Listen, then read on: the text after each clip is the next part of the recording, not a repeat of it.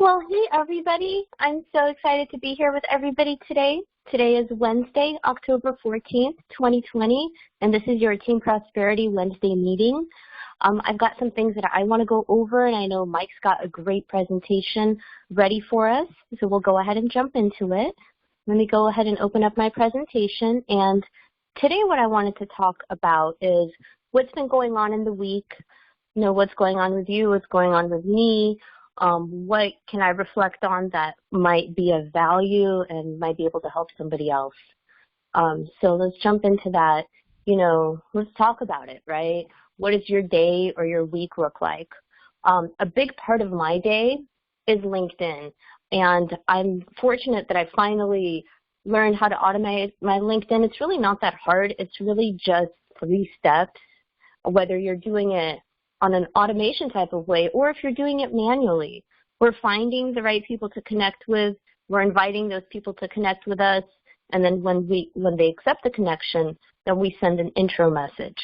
And I'm constantly just trying to get people on the phone for an intro call to learn more about them, and so they can learn a little bit more about us. And then 7 to 10 days later, I'll send a help message based on what they do. And then 7 to 10 days later, I can send a how many works message. And then the biggest part of this is just follow up, follow up, follow up. You have to find your own system, build your own system that really works for you. It's going to be different for everybody. This is what mine looks like. This is just a snapshot of my calendar for this week. I'm constantly moving people from day to day until they're resolved. And when they're resolved, I'll put on my calendar that the lead is resolved, and that will know that, okay, there's no ongoing follow-up. Especially if they're a strong candidate, they're going to be worth chasing more follow-ups.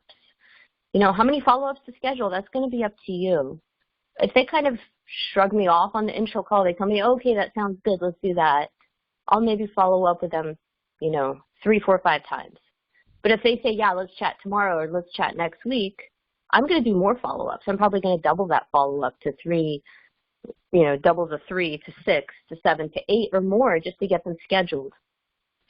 And then I move them from day to day, and I also have a follow-up list on the same sheet as my calendar list. So I move them from place to place there. So I'll show you that in just a second. And then I follow my 12-week year and my daily activity that I just recently put on the same page. So this is what it looks like. So you could see the last few days of follow-up. These are the people that said, yeah, I need help with that. Or, yeah, I want to do an intro call, but I haven't gotten them scheduled yet. So I'm going to put them on the sheet so I can follow up with them to get them scheduled. And then you could see there's a LinkedIn intro calls. On the bottom tab, I've got the Calendarly meetings. So they're literally moving from one sheet to the next sheet. Once I get them scheduled, I copy and paste them. What's their email, what's their time zone, when are we talking, what's their phone number, any notes that I have. This is the way that I get organized. I have this up all day. And then the other thing that I have up all day is my combination of my 12-week year and my daily activity, weekly activity. So and this is what mine looks like from this week. Pretty up to date. I actually will go back and double check how many text messages did I send, how many emails did I send, and then if I set up, my linked helper to do, 80 messages, 100 messages, this helps me keep track of what I'm doing for more realistic and better results. And the biggest lesson that I learned this week is to have questions in front of you. Don't wing it. I think I've gotten so comfortable at doing the intro call and the help call that I go into it with really no notes and not much preparation, and I'm going to change that. So I gave you all a few examples last week of some people I was working with. One was Mark, who was a full-service agent. And to me, this was a no-brainer. I was like, you need this. You're missing this. So I found the value for him. I didn't poke enough at the pain points. I just assumed that he needed help getting more leads and making more money, and that was the pain point. I didn't poke enough.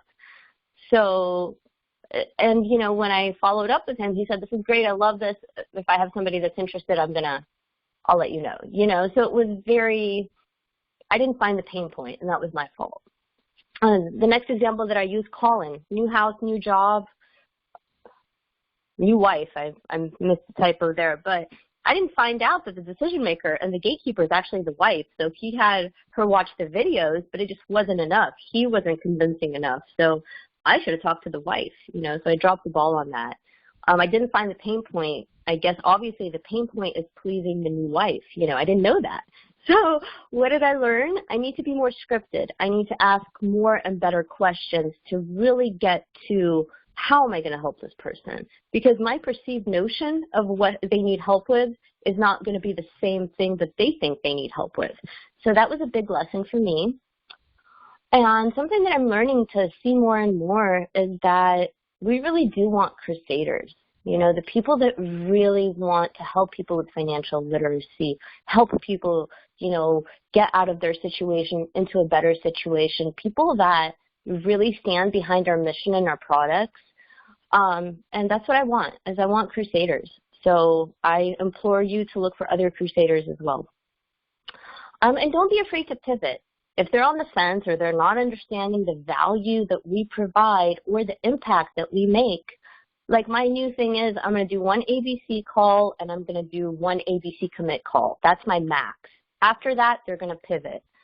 So here's my example of that from this morning. I spoke to an Austin, really nice guy. He's in business, a new business with him and his partners. He's really fully invested in this business. He's thought about doing a side hustle, but he's really not into it. He looked at all of our stuff. He really sees the value. He loves this, but he doesn't want to take away from his main business to do something else. And he's like, but I really see value in it. My brother just bought a house. He would be great to sit down and do like an F&A or look at numbers or whatever. And I'm like, listen, you can come in, you can just be an inviter, you can give referrals. So I said, look, I really want you to experience what the client experiences. Why don't we take a look at your numbers? So we're going to do that next week so he can get a closer understanding of the value that we provide. Because he's really kind of on the fence. And you're going to get a lot of those people, and we should be pivoting more of them over to the client side. And another fun fact is I get more no's than anyone. I get like 10 no's a day. No, not interested. No, I'm not an insurance agent. Disconnect, block. It's not personal. I kind of laugh it off, I thought this is a cool little meme. Yes lives in the land of no. It sure does. So true. And then, I'm so sorry, I forgot to blank this guy's name out. Any reason is a good reason for an intro call. So here's a few examples. My birthday today, I don't care. Thanks for the birthday invitation. Let's schedule a quick intro call so I can get to know you better. Whatever it is, any reason is a good reason for an intro call. It's their birthday, intro call. New job, intro call. Promotion, intro call. Graduated school, intro call. Work anniversary, intro call. Wrong work designation, intro call. Look at this. This guy's like, I'm not an insurance agent. I apologize. What do you do? Let me know if you want to have a quick intro call. I don't care, right? Any reminder or any suggestion is a reason for an intro call. So anyways, I've got a new 3-step approach. We talked about this a little bit. Intro call. I'm going to send the info. I'm going to follow up about the same time. What did you like best? If they're not super enthusiastic, I'll ask them on a scale of 1 to 10, how interested are you? If they're a 6, 7, or an 8, I'm going to send that additional info so they can make a decision, period. At this point, once they've seen 2 appointments worth of info, there's nothing you're going to say to this person to drag them along any longer. They need to make a decision or they need to see what the client sees. I think too many of us get into the routine of many follow-ups, and I'll do that to get the person on the phone. But once they review the information, there's nothing magical any of us are going to say. People are neither going to see it like everybody on the call sees it, or you're not going to see it. So they're going to get those 2, an ABC call and an ABC commit call, and then we're going to pivot them. So that's really what I've been doing. Send the info, follow up the next day. If they need one more follow-up, fine. And then the answer is going to be, are you going to sign up or are you going to experience what the client experiences? Or dump if they don't want to do either. So that's working for me, kind of streamlining my communication to an endpoint, which I think we all want. And then I've been using Facebook. I'm like picking off people one by one on Facebook. It's a great tool to open up conversation and really just headhunt the right people. Again, birthdays is a great reason. Hey, happy birthday, what's going on? What have you been up to? Family and kid events, anniversaries. I don't think we realize the power of staying in front of people by having activity or liking or commenting on something of theirs. Or the little bubble, the Facebook private messenger. You don't have to have their phone number. You don't have to have talked to them recently. You can just message them. Hey, how's it going? I saw you had an anniversary or whatever. So use Facebook. You know, headhunt the right people on Facebook.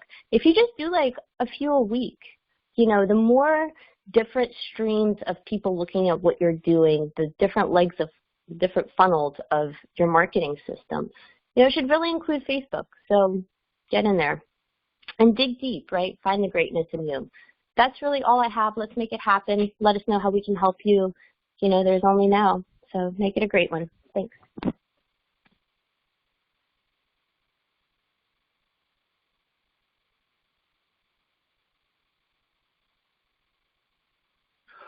All right, you guys. Hope you guys are doing well. I've been talking to several of you one-on-one, and I feel like a lot of you guys are making progress lately that are putting in the effort, which is great. So I just want to kind of continue on with what we do each and every week, which is try to arm you guys with some stuff that you can take from this meeting immediately that will have some positive impacts on your business. There's, I don't know, 70-some days left in the year, so you've still got time to take a pretty good swing at the end of this year, have the immediate impact of what that's going to do for you right now, and springboard you into 2021 when most everybody is going to be looking to regroup and start anew after New Year's. We're going to really put emphasis in 2021 on making sure that this private Facebook group is full of information that will just continuously help you guys build your business. So that'll be an area of concentration. If you're not in the Facebook group, you're more than welcome. It's a closed group for us only, so it's not outside, just an internal group. Also, we talk about engagement, and sometimes engagement looks like fluff, but it can really do a lot for you. It doesn't take very long, and if you're in a position where you're sitting there staring at it and wondering what to say, that's the wrong approach. Just something that comes to your mind, just say it positive, or that has some type of meaning to the post.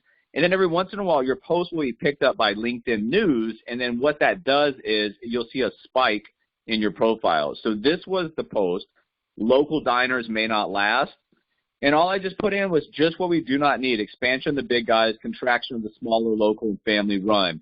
Sad to watch, but they cannot operate on reduced capacity enforcement. Just fact, guys, and it got picked up. So this stuff, even though you think it's not having an impact on your business or having anything to do with your business, the more eyes you get on your profile and the more communication you start to drive from these type of post engagement messages, you know, the more audience that you have and the more you engage with that audience, the more you're going to be able to sell that audience. Some of you guys that are looking for additional ways to open up conversation, the surveys. Now, you can't make it very long. You can't make it too intrusive, and it's got to be something that they understand why you're asking for the survey. So if you're out surveying agents or candidate pre-screens, the general public, entrepreneurs, warm market, it's got to be defined. Everything you do has a target and objective. You're trying to gather some survey information, gather some contact information, but the other side needs to know why you're doing it. Hey, I'm doing research on this. I'm trying to do this. People will be willing to help you if you frame the conversation correctly. Analyze your competition. As you guys are out there looking at your competitors as online marketers or the particular product, whatever it is, look at what other people are doing, not just the good stuff, the bad stuff as well. You need to know what to avoid doing because it's not working for other people and what to mimic doing because it is working for other people. So just kind of keep your eye out. When you see stuff that you like, that you stop on, that you read, that you engage with, keep a little journal of why, and then you'll start to formulate in your mind what's, you know, getting you to stop scrolling. And from that, you can formulate a game plan because what's getting you to stop will get other like-minded people that you want to surround yourself with to stop as well. So analyze your competition, learn what is working and what's not working. We are in week 5 of the 12-week year. If you are doing this with us, it's an incredible journey in self-reflection, getting better, compressed time frames, having a vision that propels you in reaching your goals. If you're not, you can still compress time frames. 12-week year values time, and it compresses time frames, and it makes you and forces you to do the necessary tasks, probably the stuff that you want to do, don't want to do, that will drive you to your goals. So understand that even if you're not using the system, you can still have your own system where you create immense and intense value on each day that you work.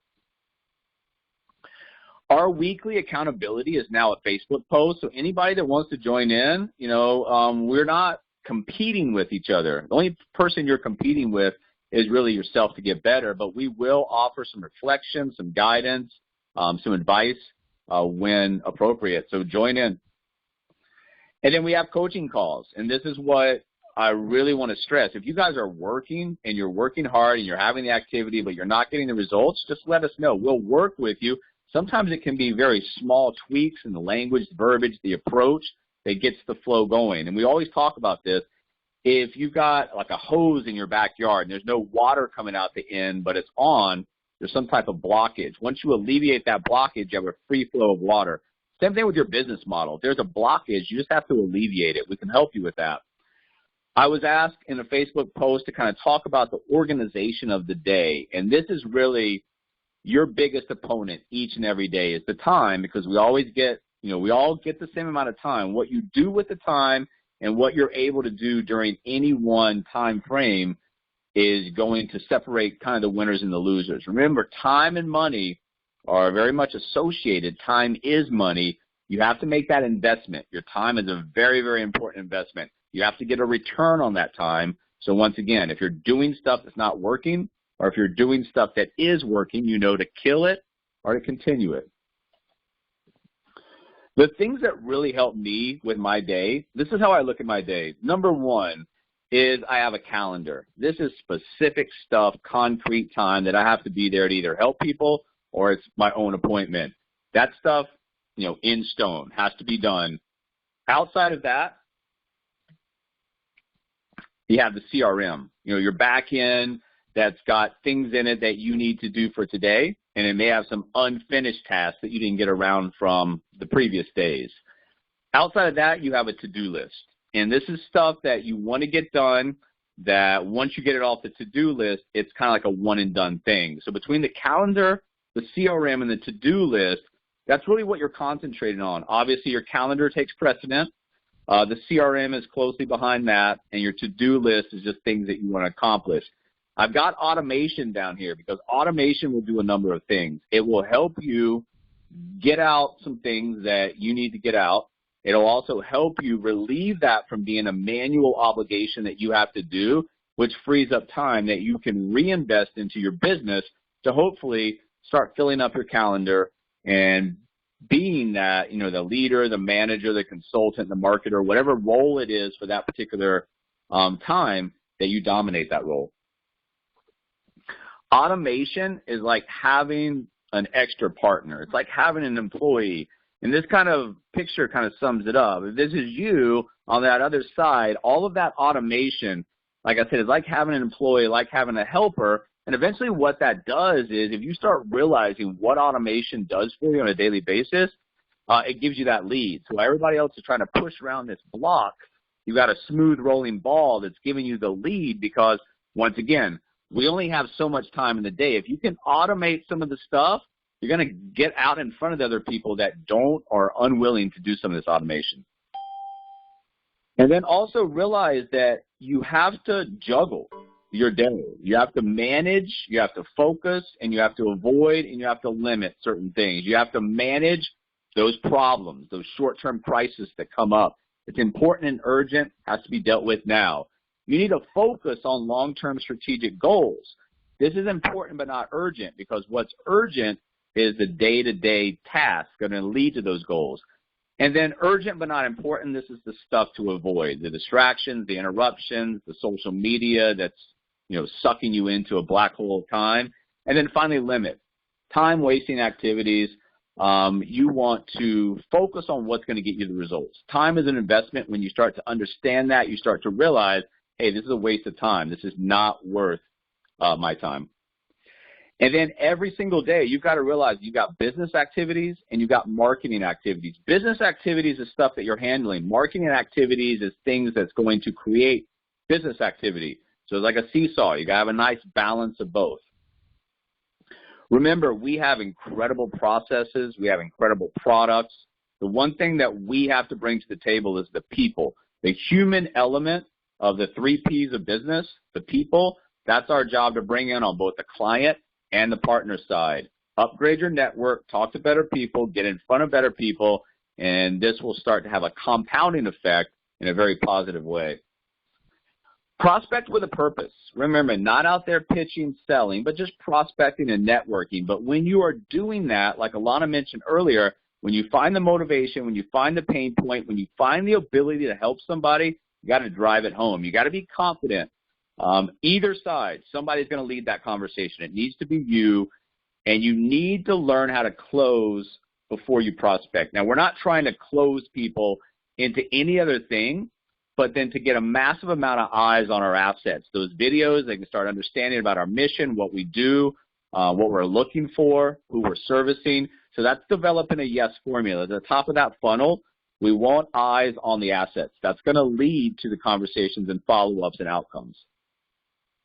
And then once you start to understand how you're building, what kind of results you're getting, as a builder and as a recruiter, it's just all math. So you can increase your end result by knowing exactly what leads up to that, and then incrementally or percentage-wise increasing that, and then you get the percentage moves on the back side.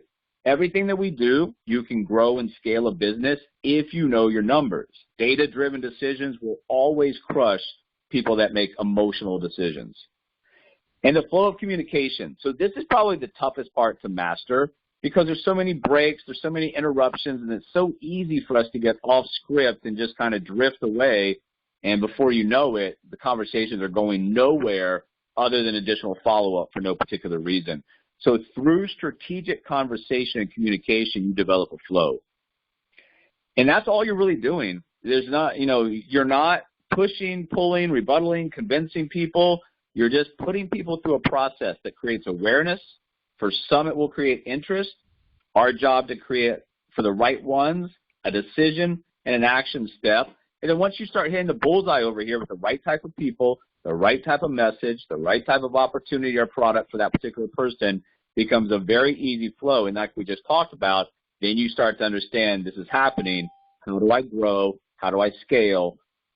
Data-driven decisions. You need, if you guys are going to be a consultant, if you're selling stuff, you need, closing the sale checklist. You need to have a way that leads down into a buying decision for the client that you're not selling them something. You're educating the client to a buying decision they're excited about, they're committed to, it's going to lead them to a better future.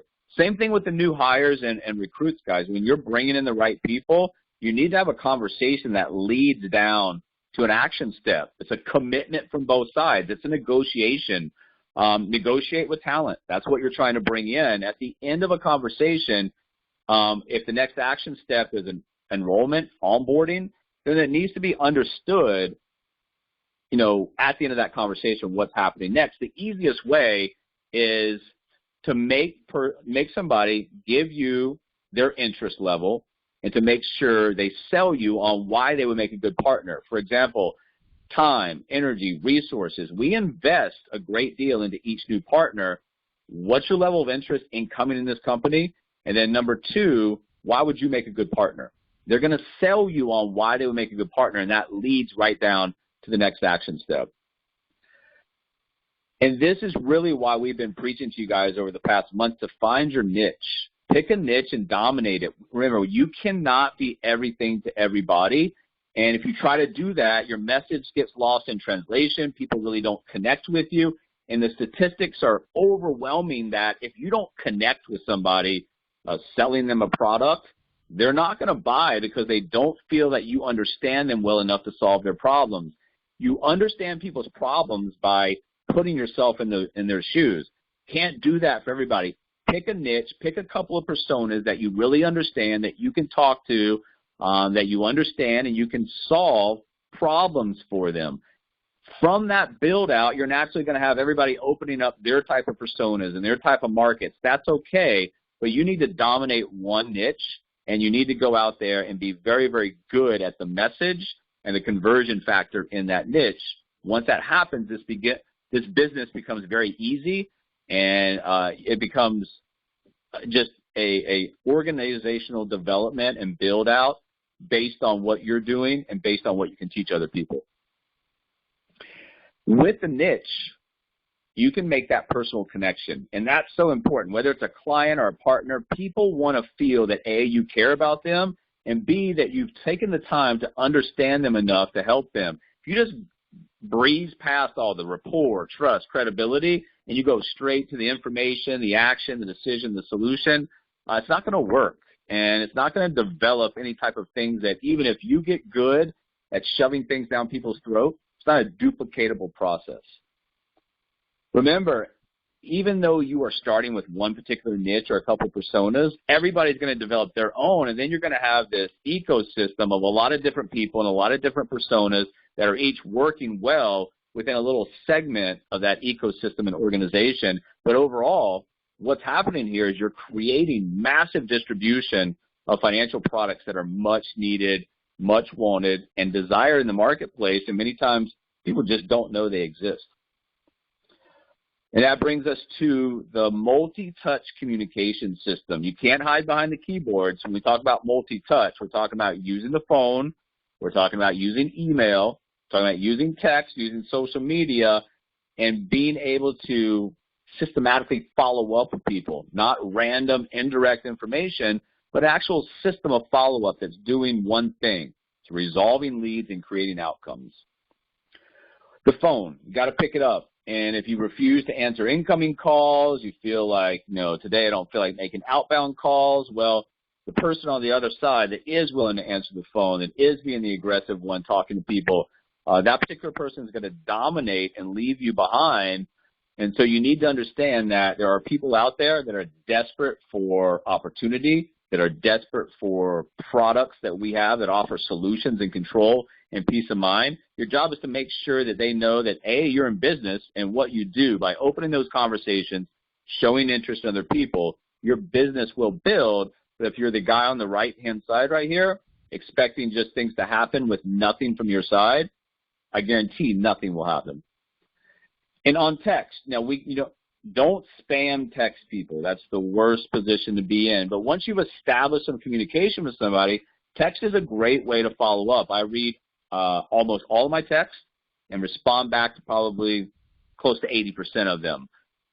If you are getting in a position where you are constantly thinking about what text to send somebody every single time, going back to our time investment, that is a big waste. You need to have templates that are on your clipboard that you can just point and click. So develop a communication schedule.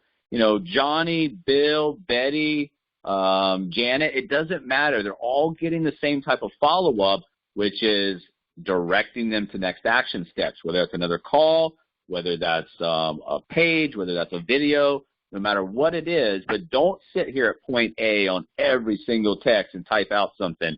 If you add that up, that you do that over the course of 3, 4, 5 years, it's an incredible amount of time wasted.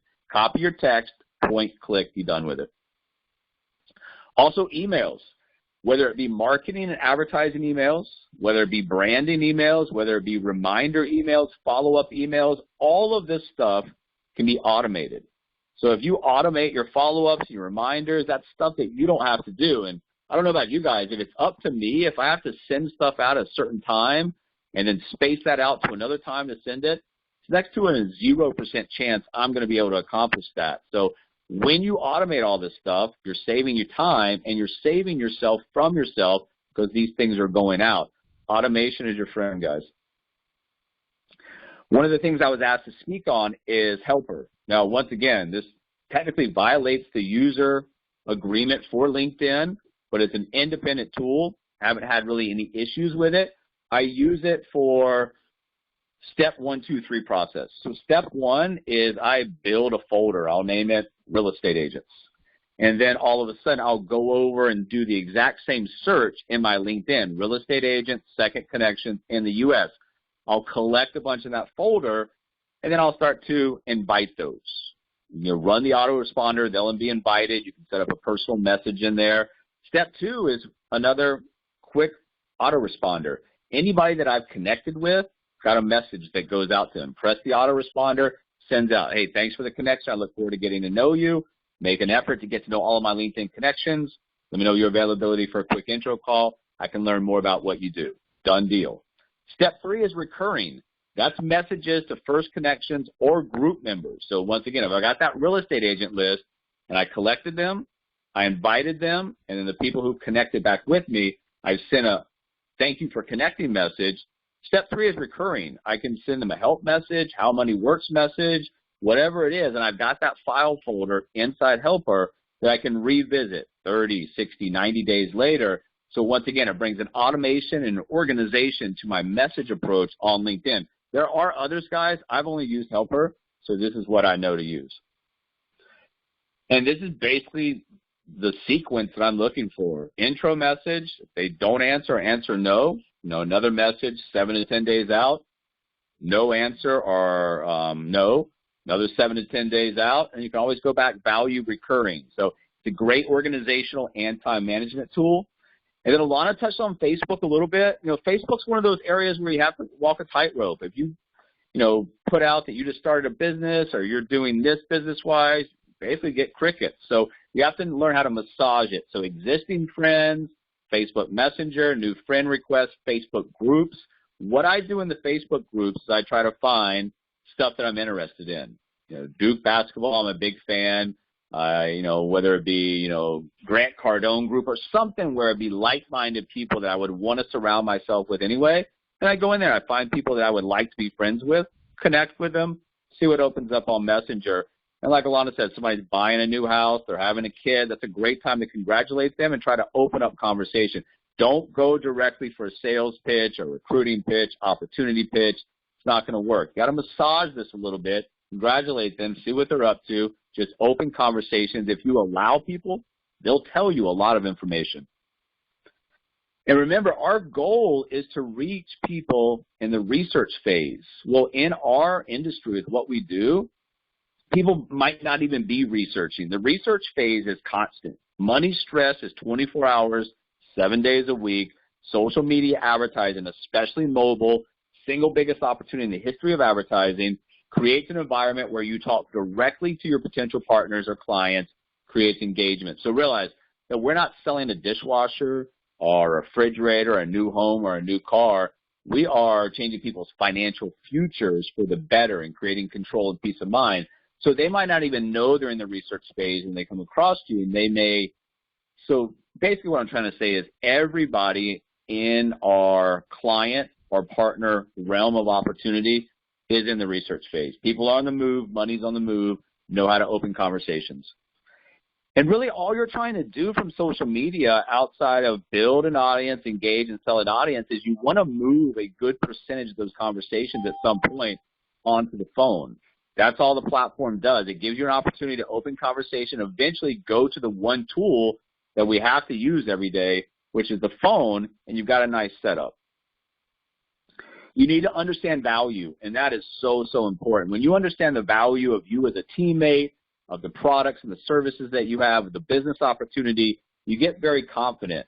And then when you have that confidence, a light bulb goes on because you're understanding. A lot of them mention the financial crusaders.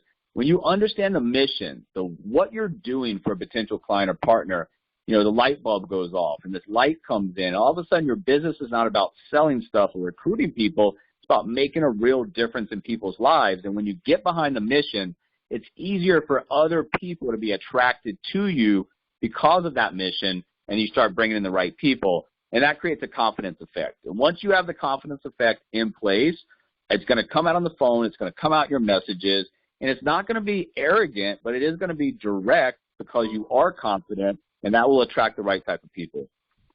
Money matters, and no one, whether they want to or not, can escape the fact that money is an important part of our lives. So money matters. money stress. We talked about this, 24-hour, 7-day-a-week stress. The American dream is still very much alive and well, regardless of what people say. And these are great ways to open conversations, to open surveys, to get people talking. Do you believe the American dream is still alive and well? Do you believe the American dream is still a viable option for us? What do you think the American dream costs this right now for us? What's the price tag of that? All of these ways are great ways to open conversations and do what other people want to do. They want to give you their opinion if you ask for it. And when people ask what you do, you teach people how money works. It's a very direct, concise way to answer the question, and it entices some interest from the other side. So I teach people how money works, and that's important because if you don't learn how money works, you're going to spend the rest of your lives working for it. And then our marketplace, everybody's concerned about money matters, but very few truly understand how money works. When you bring that type of knowledge and education, you allow people to make better decisions. That changes their life, has a huge positive ripple effect. Financial literacy is a big problem, which equals a big opportunity. Last year alone, just not knowing how to manage personal finances cost Americans more than $307 billion. So what's the power of possibility? That's one of the things that we have to create in our conversations, because there are possibilities, there are forks in the road. Once you talk to us for various client and partner conversations, we understand that the power of possibility works both ways. You take no action, you take the wrong action, well, guess what? Possibility of a negative outcome and negative effects, very high. Vice versa, if you start making some decisions that are positive for you, your family, your finances, well, the power of possibility on the upside works in your favor. So are you playing the money game? We all are, whether we want to or not. And if you get somebody who's saying that, is saying money's not important, I don't care about money, most of the time you're talking to a broke person and they've probably given up. So we can't help everybody. And once again, we're not looking to help everybody. Your time is an investment. It's got to be invested in the people that want to help themselves, whether that's the opportunity or the client side of our business. Are they looking to help themselves? If so, we've got roadmaps, we've got answers, we've got solutions. And our solutions help people escape poverty and create wealth. So, once again, the power of possibility, maybe somebody can't see themselves becoming ultra wealthy, but they can see themselves becoming impoverished or in a poverty-stricken state because it's happened to friends, family members, neighbors, whoever it is. So it's the carrot versus the stick, but the power of possibilities in finance comes down to winners and losers, and that comes down to the wealthy and the poor, and that comes down to financial decisions. Most people just make poor financial decisions. That's where we come in, or they don't even know really how to play the game. Money's a scorecard. It ranks how you're doing against other people. So understand, in that money game, most of the people out there, they don't even understand the game they're playing, and that's designed that way. It's designed to rip them off so they don't have the knowledge. They can't put it into place so other people, big institutions, lenders, can make an exorbitant amount of money off their financial illiteracy. So we're ranked 16th in the world in financial literacy, paying the price. We get out there and we talk to people. We're driven by our mission. And when you look at the money milestones right here, whichever one that you're picking off, whichever one the other side finds most important or most pressing, a lot of times that leads back to debt, guys. We have a debt problem as a country as a whole, and then individually inside our country we have a debt problem. Debt holds us back and enslaves us, and really by not understanding how money works, it works against us, and one of the greatest ways we see it working against us is debt. Debt holds people back, and so when you come with solutions in the marketplace that do things like convert debt to wealth, it's an amazing opportunity, but once again, you only want to help the people that are willing to help themselves. A man in debt is so far a slave, and debt, unfortunately, is a way of life for most Americans. You can see that, the amount of money owed, how it holds them back, and when you're talking to people about saving for their future, planning for retirement, stacking assets, the reason most can't is two reasons. Either poor cash flow, they just don't make enough money, or their debt servicing payments are out of hand and it eats up too much as a percentage of their net income. We have answers. And our How Money Works mission, our message, it really is so well received in the marketplace that if you just learn how to open conversations, you can understand that the flow of these conversations can lead to partners, can lead to clients, or people are willing to take the message and pass it on as a bridge. We're in the fourth industrial revolution, so understand that everything that we're doing, all these tools that we have, all this technology that we have, you need to deploy it, and you need to deploy it in a big way to create massive distribution, because this is how you're going to get rich. There's two ways that you get rich over the past, during this, particular time period over the last 20, 25 years. One is technology, and one is equity ownership.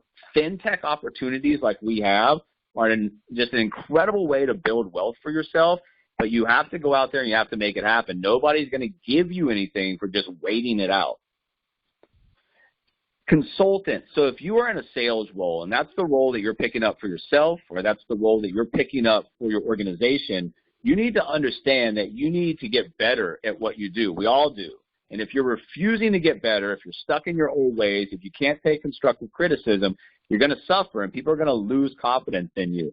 It goes for all of us. Learn, practice, improve. We're not going to be masters at what we do coming in, but if we put the hours in, we're naturally going to progress. Don't get upset in the beginning if things don't turn out exactly the way that you want to on the sales side. It's a process. You've got to learn things like, number one, it's human psychology, and preemptively help people overcome those typical psychological obstacles that hold them back and keep them from making good decisions. And you've got to master presenting your presentation. And that's just not all about facts and numbers and tools, and it's really about getting to know the other person and making sure they understand that you care about them and you have a vested interest in what happens in them, because going back to why most salespeople fail, because they don't take the time to get to know their client. If we see that the four threats every wealth builder must conquer, procrastination, inflation, losses, taxes, big one is number one.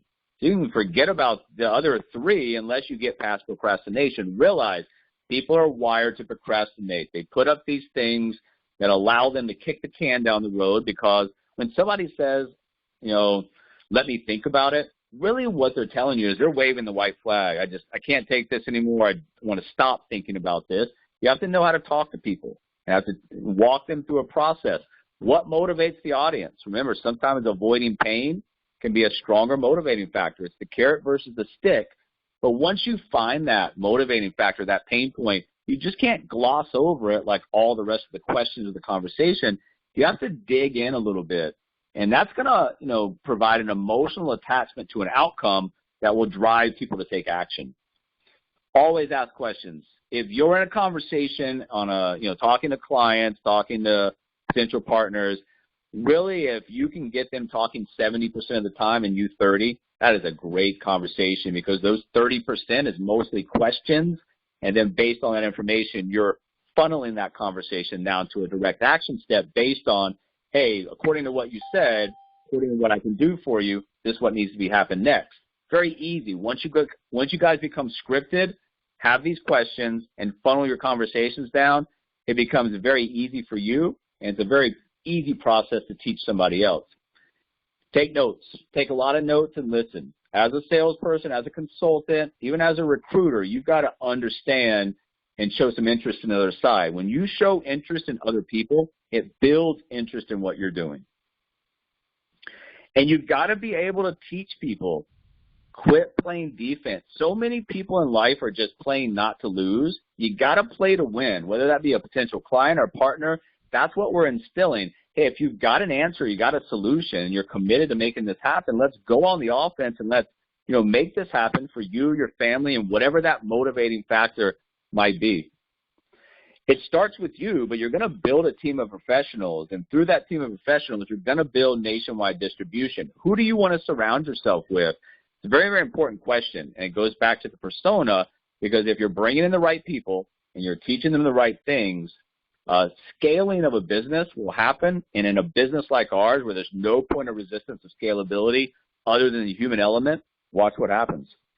So you need to starve your distractions right now, and you need to find your focus. That's the most important part. When you get into a situation where there's so much uncertainty, you know, as we've had this year, it's very, very easy to become distracted, and those distractions can allow you to procrastinate. It's what our mind tricks us to do. You know, starve all that, feed your focus, and let's think about expansion. When you think about expansion, it drives expansion. When you're not thinking about expansion, subconsciously you're thinking about contraction, and that's going to drive in the opposite direction. You know, we're in the business of financial literacy, but from our side, from what I'm trying to do, I'm in the empire business. I'm trying to build massive distribution in multi-trillion-dollar industries based on technological advantages and innovation that we can bring to the marketplace. So understand, yes, you're doing great things for clients, you're doing great things for partners, but you're in here to build a big, big footprint in a very large industry. So go get it, and that's probably the best advice that I can give you guys today, and that's what we'll close out with. If you want it and you deserve it and you're putting in the work, just go get it. So what that means is, once again, like we started this meeting, there's blockages you have to alleviate. Sometimes it's personality defects, sometimes it's language, sometimes it's process. But you need to fix everything so you have a nice flow. When you have a flow, you have the numbers that you can build, grow, and scale a huge nationwide business. So I hope you guys got some stuff out of this today you can immediately take away. Remember, we are willing to help you if you're willing to work.